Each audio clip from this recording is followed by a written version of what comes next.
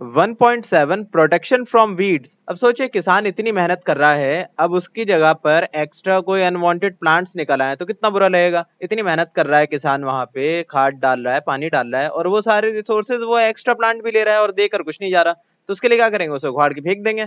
यही चीज उन्होंने देखी कुछ पहेली और बूझो गए थे घूमने के लिए एक खेत में। किस चीज का खेत था, गेहूं का खेत था। वहां पे देखा कि अरे ये तो गेहूं नहीं लग रहा है इस खेत में, ये कहां से उग गया। तो इन्होंने सोचा कि क्या मतलब जानबूझ के उगाया, तो जहाँ पे नहीं भाई, जानबूझ के नहीं उगाया, वो अलग से उग गए हैं। अनवांटेड प्लांट्स को हम वीड्स बोल देते हैं, और उनके उखाड़ने को या फिर उन्हें हटा देने को बोल देते हैं हम वीडिंग। अब अगर खुद से अपने हाथों से उखाड़ने बैठ गए तो फिर वो मैनुअली हो गया, या फिर हम वीडिसाइड्स का इस्तेमाल कर सकते हैं। ऐसे केमिकल आते हैं जो सिर्फ उन वीड्स पे ही टारगेट करते हैं, उन्हीं को खत्म करते हैं, खाली आपके फसल को नुकसान नहीं पहुंचाएंगे।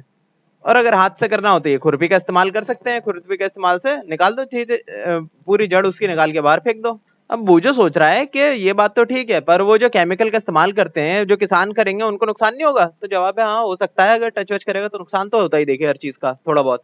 पर जैसे हम तेजाब का इस्तेमाल करते हैं, थोड़ा सा रबर ग्लव्स पहन के, थोड़ा सा फ्यूम्स ना लगे इसलिए नाक को भी ढक कर रखें, तो जैसे कि इन्होंने कर रखा है, वैसे जरा ध्यान से इस्तेमाल करें उनका। 1.8 हार्वेस्टिंग। अब जो फसल इतनी मेहनत से उगाई है, उसे काटने का टाइम आ गया, उसी को काट के घर ले आने को बोल देते हैं हार्वेस्टिंग। अब घर तो नहीं ले आते, स्टोरेज सिस्टम में ले आने वाले हैं। अब वो भी काम आप हाथ से कर सकते हैं। इस तरह के लिए सिकल, ये चाकू है कोई लंबा सा, खुद से काटना शुरू कर दिए, थोड़ा बहुत उगाया कुछ तो, या फिर बहुत बड़ी फसल है आपकी, बड़े बड़े खेत हैं, तो ये बड़ी सी मशीन आती है जिसको हम बोल देते हैं हार्वेस्टर। यही हार्वेस्टिंग का ही काम करती है। ये बड़े सब ब्लेड लगा हुआ है ना, ये गोल गोल घूमता है और काट कर रख लेता है अपने पास में। देखिए गेहूं मान लिया उगाया किसी ने, कैसी होगी फसल जो काट कर घर ले आएंगे, इस तरह की होगी कोई। अब उसके अंदर से दो चीजें निकलने वाली है, एक तो बीज जिसको हम पीस कर जो उससे आटा निकाल लेंगे, जो हमारे काम की है, और एक है छिलका। छिलका किसी काम का नहीं है, ठीक है। तो इसको हटाने की प्रोसेस को बोल देते हैं हम विनोइंग, है ना। विनोइंग कह सकते हैं इसको, या थ्रेशिंग बोल सकते हैं, जिससे अलग करते हैं। हमने पढ़ रखा है पहले की क्लासेस में भी।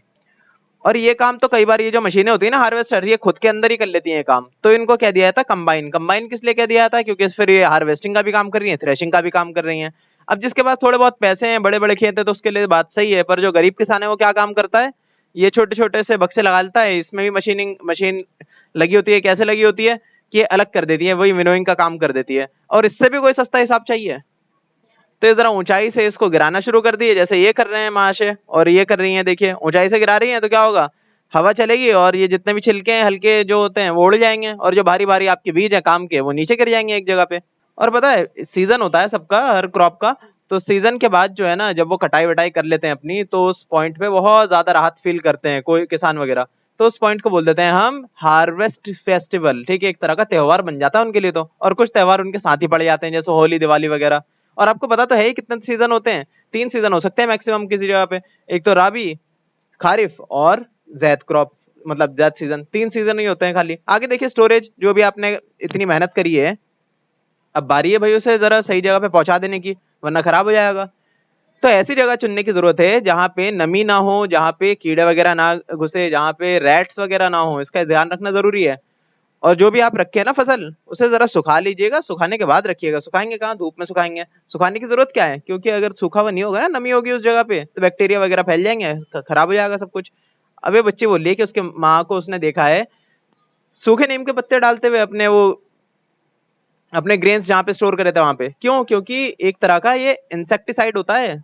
सूखा पत्ता जो होता है नीम का, उससे कीड़े मकोड़े नहीं लगते पास में, और सूखा होता है तो मॉइस्चर भी सोख लेता है थोड़ा सा। ये देखिए कितने बड़े बड़े ग्रेनरीज हैं ना, ग्रेनरीज बोल देते हैं इस तरह के गोदामों को, बड़े बड़े। इसके अंदर सिलेंडर्स दिख रहे हैं, यहाँ पे पूरा भरा हुआ है बीज। और इस तरह से भी आपने देखा होगा, ये जो बोरे होते हैं किसके बने होते हैं, जूट के कपड़े के होते हैं, बड़ी बड़ी थैलियां, इसमें ही भर के रख लेते हैं। और यहाँ पे इन्हीं सारी चीजों का इस्तेमाल करते हैं, जैसे मैंने बताया ना, चूहे आएंगे ना, यहाँ पे इंसेक्ट्स आएंगे। ये जो स्टोरेज सिस्टम होता है ना, इस स्टोरेज को बोल देते हैं हम सिलोज या फिर ग्रेनरीज, जहाँ पे ग्रेन्स को स्टोर करते हैं। और यहाँ पे भी उन्हीं सूखे पत्तों का इस्तेमाल करते हैं, नीम के। अब बोल रहे हैं एक एक्टिविटी में, देखिए 1.10 मतलब 10वें टॉपिक पे आ गए हम, जिसके ऊपर हम जानेंगे कि एनिमल्स का भी तो इस्तेमाल कर सकते हैं हम खाने के लिए। फिलहाल जो है अपने आसपास देखिए जरा, जैसे मिल्क है, मिल्क का इस्तेमाल कहाँ से हुआ, एनिमल्स के जरिए हुआ ना, किसी ने उगाया थोड़ी। और भी बहुत सारी खाने की चीजें हैं जो हमें एनिमल्स से मिलती हैं। तो एनिमल्स को पालने के लिए भी एग्रीकल्चर की एक ब्रांच है एनिमल हस्बेंड्री, इसमें हम एनिमल्स को पालते हैं ताकि उसको हम खा सकें, या फिर उनके बाय प्रोडक्ट जो भी उनके प्रोडक्ट्स हैं, जैसे मिल्क वगैरह, उनको ले सकें। ठीक है, खाते क्या है हम आमतौर पे, चिकन या फिर फिश वगैरह है ना, ये सारी चीजें तो हैं जो हम खाते हैं आमतौर पे।